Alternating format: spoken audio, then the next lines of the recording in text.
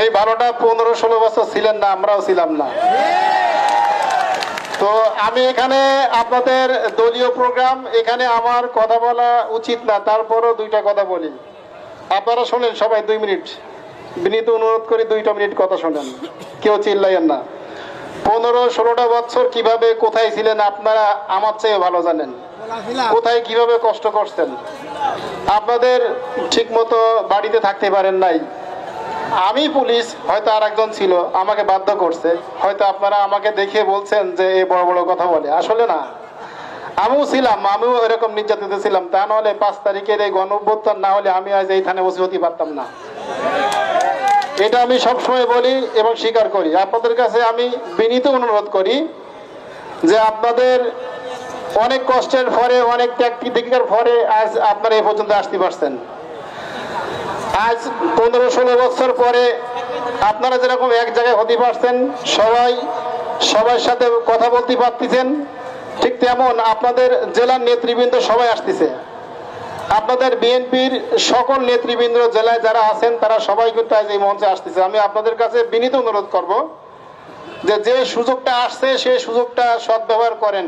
এমন কোনো কাজ করেন না যে আপনাদের মধ্য থেকে তৃতীয় পক্ষ কোনো সুযোগ নিক। আপনাদের কাছে বিনীত অনুরোধ করি, এই প্রোগ্রামটা আপনাদেরই। আমি কেন পুলিশে আসবো, তারপরেও আমি আসলাম, আমার থানার সামনে আসতে হবে, মনও চাই আসতে।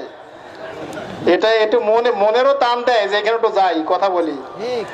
আসলে সবসময় তো সব কথা বলা যায় না। আমি আপনাদের কাছে বিনীত অনুরোধ করি, কেউ কোনো ঝামেলা করবেন না। যারা লাঠি নিয়ে আসছেন দয়া করে পতাকাটা নেন, লাঠিটা এক পাশে রাখেন। অনুষ্ঠান কিন্তু আপনাদেরই, প্রোগ্রাম আপনাদেরই দল।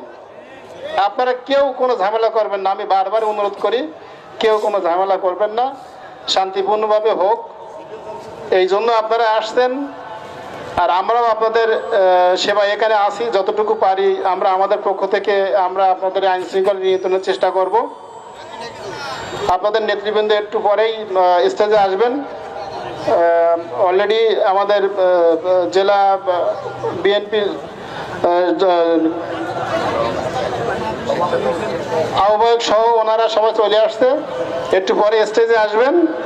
আপনারা দয়া করে শান্ত থাকবেন, হাততালি দেবেন, স্লোগান দিবেন, সব হিংসা বিদ্বেষ ভুলে যান। আপনাদের মধ্যে যদি হিংসা থাকে তৃতীয় পক্ষ কোনো সুযোগ নেবে, এই সুযোগটা দেওয়ার দরকার নেই, আর দেওয়া যাবে না, এই সুযোগ আর দেওয়া যাবে না। এই খবর আপনারা এইটা দিবেন না দয়া করে।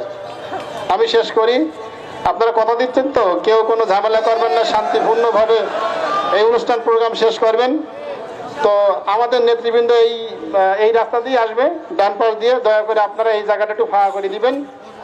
আর আবারও বলি, আমার শেষ, আপনাদের কাছে অনুরোধ করি, আপনারা কেউ ঝামেলা করবেন না, শান্তিপূর্ণভাবে এই অনুষ্ঠানটা শেষ করবেন। আসসালামু আলাইকুম।